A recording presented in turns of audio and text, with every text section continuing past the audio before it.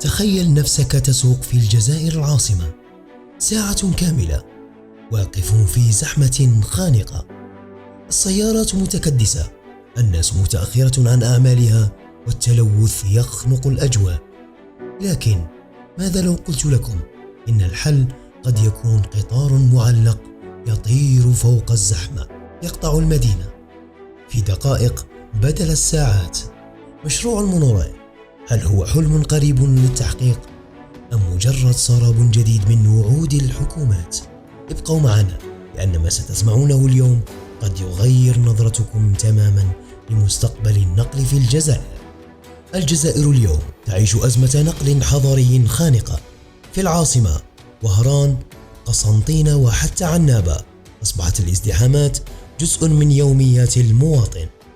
حافلات قديمة، الترامواي ممتلئ، المترو محدود والناس تدفع الثمن، تأخيرات، أعصاب مشدودة، حوادث وتلوث يزداد.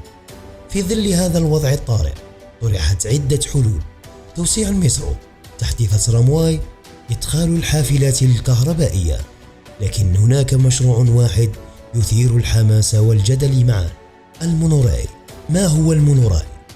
وسيلة نقل مستقبلية تسير على سكة واحدة مرتفعة عن الأرض، لا زحمة، لا تقاطعات، لا حفر أنفاق معقدة.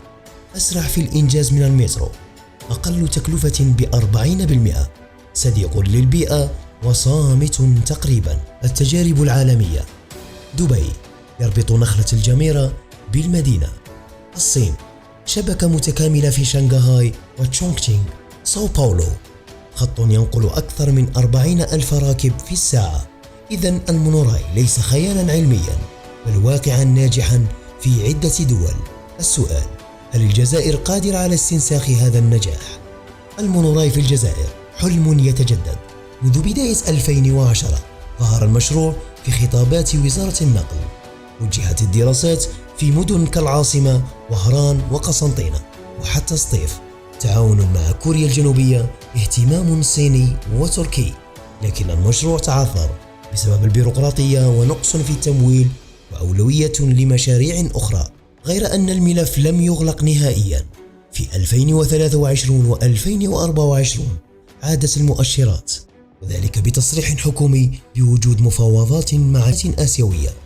اختيار وهران وسطيف كبداية، ميزانية مبدئية تصل إلى $1,000,000,000 لخط تجريبي، وفق تشغيل خط نموذجي قبل 2028. المسار الأول المقترح من قصر المعارض شرق العاصمة إلى زيرازدا غربا، مرورا بمحطات استراتيجية كبن عكنون والعناصر.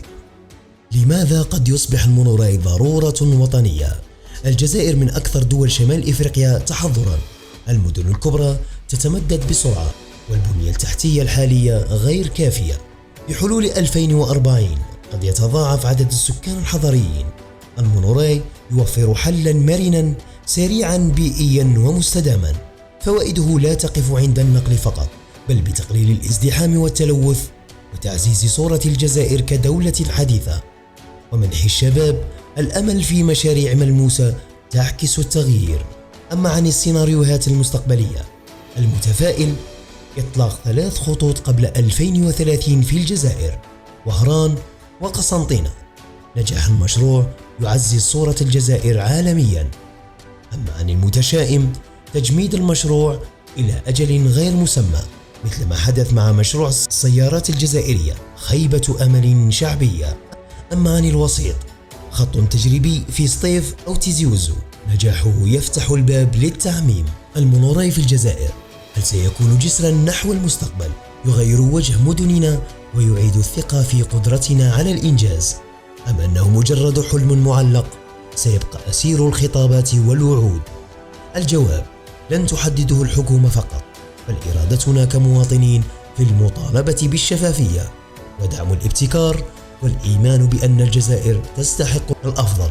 السؤال الآن: أنتم هل تؤمنون أن المونوريل سينقذ الجزائر من جحيم الزحمة؟